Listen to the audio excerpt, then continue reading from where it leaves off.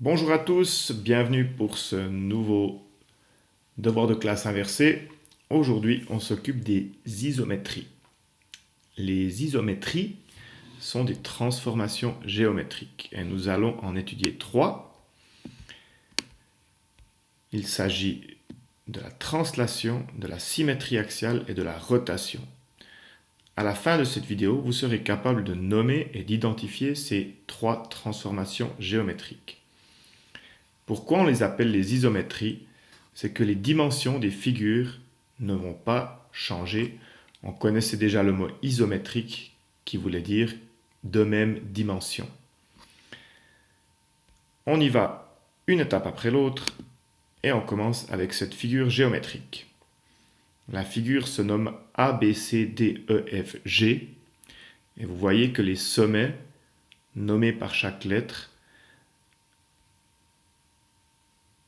ont un ordre bien précis, l'ordre alphabétique A, B, C, D, E, F, G.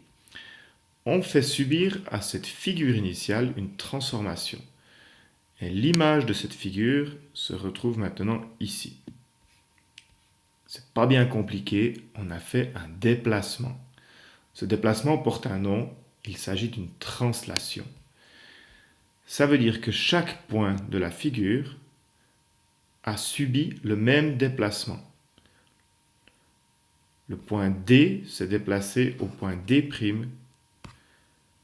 Le point B s'est déplacé du point B au point B'. Et il en va de même pour chaque point de cette figure.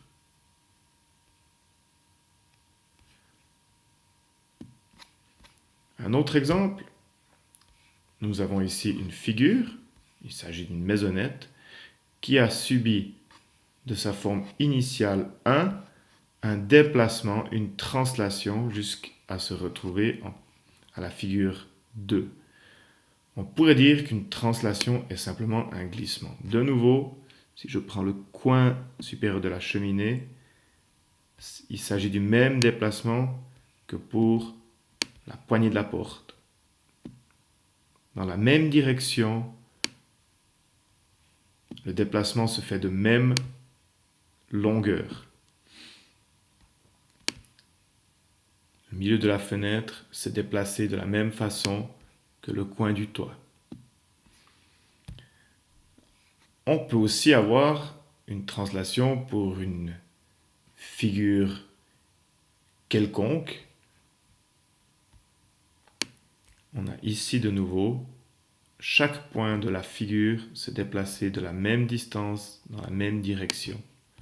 Peu importe où je place mon point de départ, la figure rouge a donné une image bleue par translation.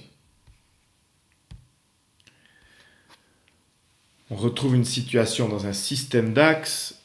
Il s'agit également d'une translation. Chaque point de ce triangle WIN a subi une translation ici à l'horizontale de même distance, de même direction pour former la nouvelle figure. Voici ce que ça donne pour un quadrilatère. Chaque point s'est déplacé dans la même direction, de même distance. Observons maintenant ce qui se passe si on relie tous ces points par des droites.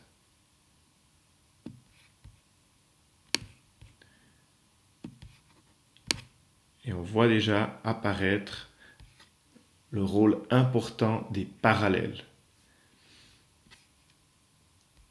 La droite qui relie A à A' est parfaitement parallèle à la droite qui relie B à B', C à C' ou D à D'. Nous passons à une deuxième transformation géométrique.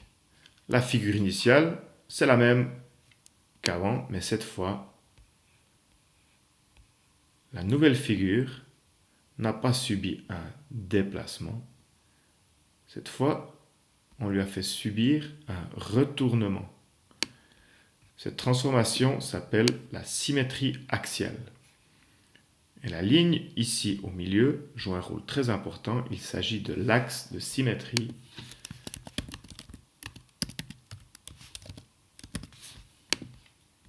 C'est à l'aide de cet axe qu'on va produire la symétrie axiale.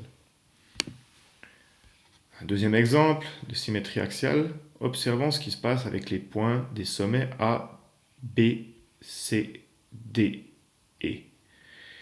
Ici, ces points tournent dans le sens des aiguilles de la montre.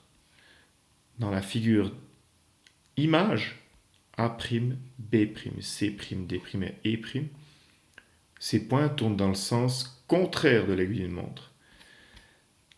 En effet, il s'agit ici d'un retournement de la figure, d'un effet miroir qui fait que les points sont toujours dans l'ordre, mais dans l'ordre inverse. Voici un autre exemple d'une symétrie axiale. La figure A subit une transformation, un retournement par l'axe de symétrie en rouge, et on obtient ainsi l'image, la figure B. C'est comme si on plaçait un miroir là au milieu et puis qu'on retourne ces figures. Voici un dernier exemple. A, B, C, D, E devient A', B', C', D', E' par une symétrie axiale à travers l'axe D. Vous voyez maintenant que les distances ne sont plus les mêmes d'un point à l'autre. Ici, la distance de A à A' vaut 6. La distance de B à B' vaut 8. De D à D', elle vaut 14. Ça, c'est une différence principale par rapport à la translation. Et nous sommes déjà à la dernière transformation géométrique. De nouveau, nous partons de la figure ABCDEFG. Et cette fois, nous avons fait subir une rotation. Pour la rotation, le principe, c'est qu'on va tourner la figure. Le point B a été tourné avec l'ensemble de la figure pour arriver à B'. Et pour bien voir qu'on a tourné, on voit ces lignes qui ont été tracées par le compas. Là, un autre exemple, la figure initiale A, B, C, D, E a tourné pour obtenir A', B', C', D', E'.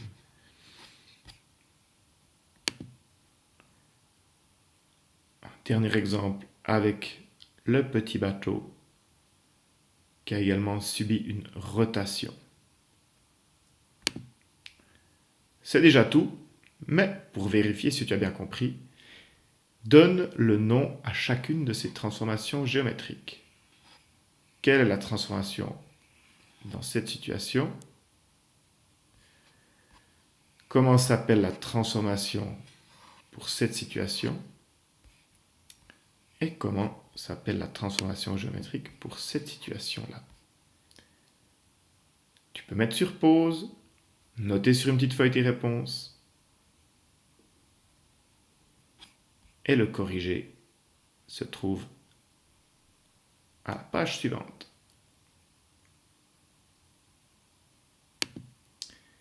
Une rotation pour la première situation, une symétrie axiale pour la deuxième situation et une translation pour la dernière situation. C'est tout pour aujourd'hui. Merci d'avoir regardé jusqu'au bout et à bientôt.